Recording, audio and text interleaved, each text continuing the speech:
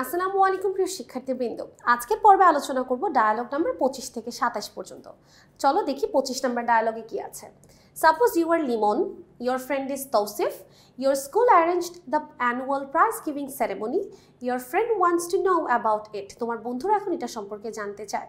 Now write a dialogue between you and your friend describing the annual prize giving ceremony of your school. ওকে, প্রশ্নটা এরকম যে তুমি লিমন, তোমার বন্ধু তৌসিফ, তোমার স্কুলে একটা প্রাইজ গিভিং সেরিমনি হয়েছে, তোমার বন্ধুর সাথে এখন এটা ডেসক্রাইব করো যে প্রাইজ গিভিং সেরিমনিতে তুমি কি কি করেছো বা কিভাবে করেছো। একটু খেয়াল করে দেখবেন, প্রথমে লিমন এখানে স্যালিউটেশন দিয়ে শুরু করছে, hi Tausif, it's great to see you after a long time. সবসময় কি একইভাবে আমরা বলি হ্যালো হাউ আর ইউ? না, এখানে ডিফারেন্টলি আমরা বলতে পারছি তোমাকে অনেকদিন পর দেখে ভালো লাগছে, hello dear, it's really great seeing you after a long period. হ্যাঁ, তোমাকেও অনেকদিন পরে দেখে ভালো লাগছে, কেমন আছো? I am just fine thanks, my trip has energized me, how are you? I am also well, how was your tour to Sundarbans? সে এখন জিজ্ঞেস করছে যে সুন্দরবনে তোমার দিন কেমন কেটেছে, কারণ তার বন্ধু সুন্দরবনে গিয়েছিল।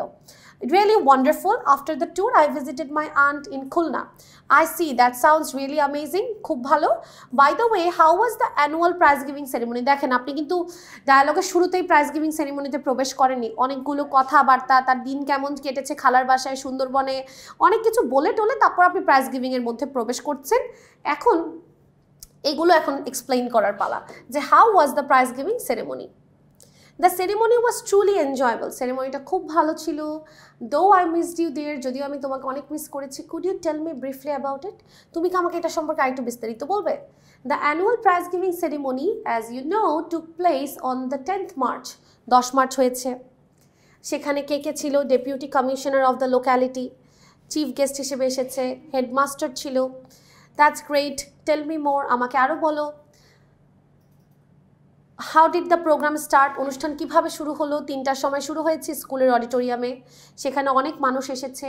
প্রথমে পবিত্র কুরআন থেকে পাঠ করা হয়েছে, গজল ছিল, কবি দেশপ্রেম দেশাত্মবোধক গান ছিল, লোকসঙ্গীত ছিল।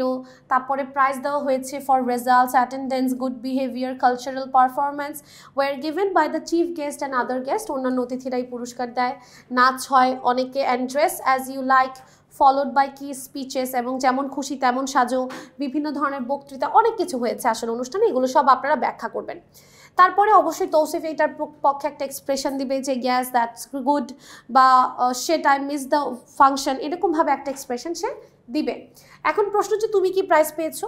সে বলছে আমি 3rd হয়েছি। কোন ক্ষেত্রে?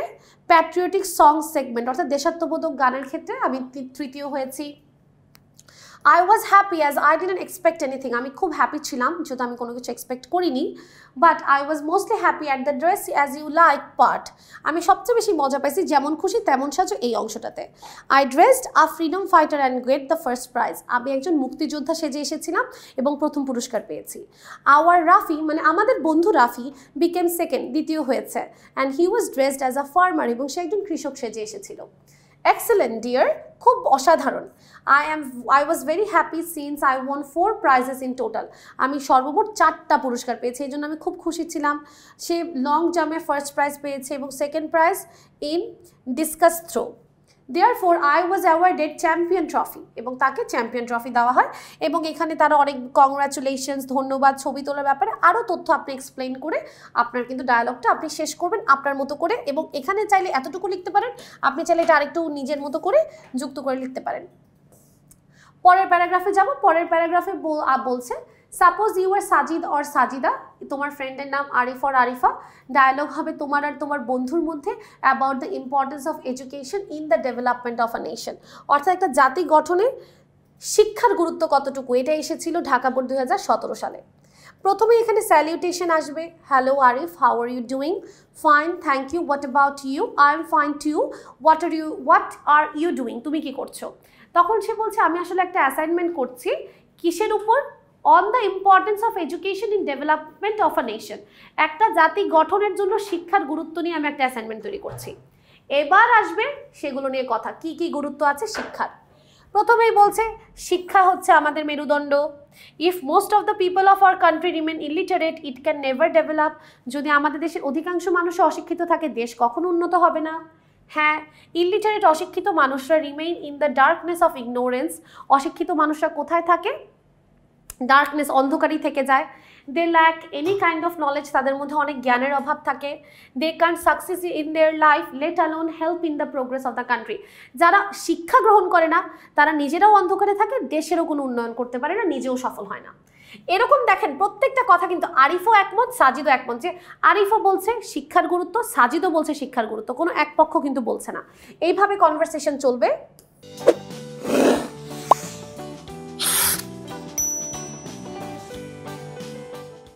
পরবর্তীতে আরিফ বলছে তাছাড়াও educated people are aware of everything, তারা সব কিছু জানে এবং তারা জাতির উন্নয়নে একটা ভূমিকা রাখতে পারে।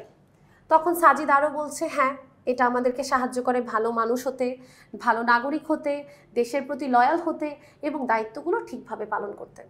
আরিফ বলছে শিক্ষা, education helps people to act wisely, যে কোনো কাজ সঠিকভাবে করতে সাহায্য করে। This is how, that is how education provides people, এভাবেই শিক্ষা আমাদের দিয়ে থাকে।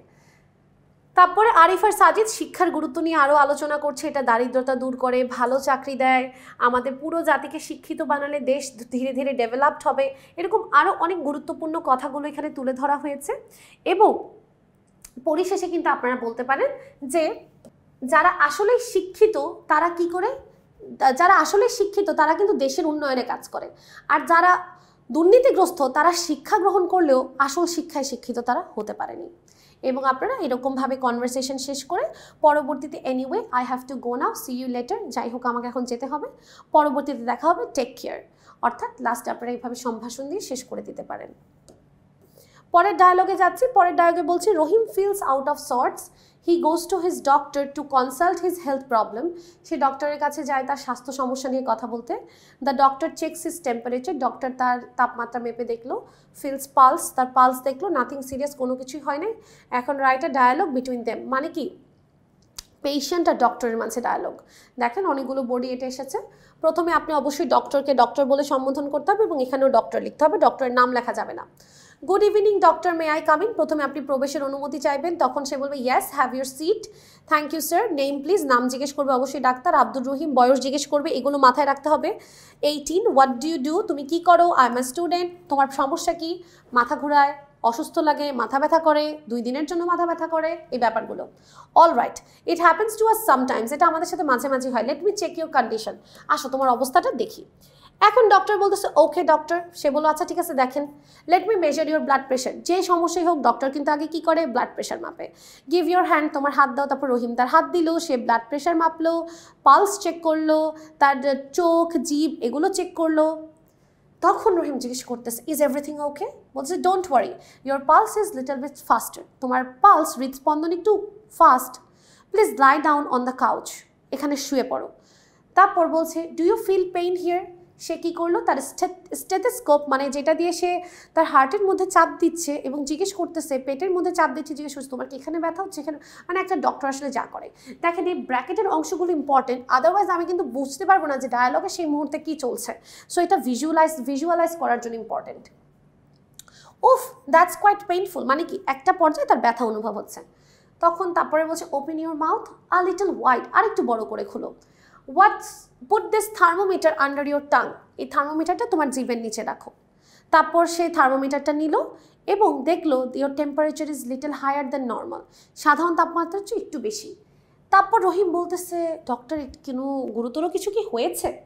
নাও nothing serious, do you take your meals in time and ensure that the food's hygienic, অর্থাৎ তুমি কি ঠিকমতো খাবার খাও এবং এটাকে এনশিওর করো যে তোমার খাবার হাইজিনিক। তখন বলতেছে যে আমি সময় মতোই খাবার খাই, বাট সামটাইমস আই কান, কিন্তু মাঝে মাঝে পারি না। I often have to take foods outside my home, মাঝে মাঝে আমার বাসার বাইরে আমাকে খাবার খেতে হয়। Sometimes I take street foods and spicy foods, মাঝে মাঝে আমি রাস্তার খাবার খাই এবং ঝাল খাবার খাই। তখন ডাক্তার বলতেছে এটাই সমস্যা, রাস্তার খাবার খাবে না, হাইজিনিক খাবার খাবে, হেলদি লাইফ লিড করবে, স্পাইসি গ্রিজি খাবার খাবে না, মানে তৈলাক্ত খাবার খাবে না, this types of foods can cause stomach pain, কারণ এগুলো তোমার পেট ব্যথা হতে পারে, তোমার সমস্যা হতে পারে। এবং do you have sound sleep, তুমি কি ঠিকমতো ঘুমাতে পারো? তখন রহিম বলতেছে যে last few days my sleep schedule is messed up, গত কিছুদিন ধরে আমার ঘুমের সময়টা মেসড আপ, এলোমেলো হয়ে গিয়েছে। তখন বলছে, ডক্টর বলছে হোয়াই ইজ দ্যাট, কেন হয়েছে এটা? I have exams knocking at my door, আমার সামনে পরীক্ষা, তাই আমি রাতে দেরি করে ঘুমাই এবং ওয়েক আপ আর্লি, আবার সকালে তাড়াতাড়ি উঠি, সব মিলিয়ে আমার ঘুমের সমস্যা হচ্ছে। তখন বলছে না, এটা কোনো ভালো কাজ না। তখন রহিম বলছে হ্যাঁ আমি জানি, কিন্তু if I sleep I will lag behind, যদি আমি ঘুমিয়ে থাকি তাহলে তো আমি পিছিয়ে থাকবো। তখন doctor don't get stress, tension করবে না, রিল্যাক্স থাকো, সবসময় একটা রুটিন লাইফ মেনটেন করবে, টেক সাম ফিজিক্যাল এক্সারসাইজ, শারীরিক পরিশ্রম করবে, take them plenty of water, ভালোভাবে বেশি বেশি পানি খাবে, খাবার খাবে এবং ওষুধ খাবে।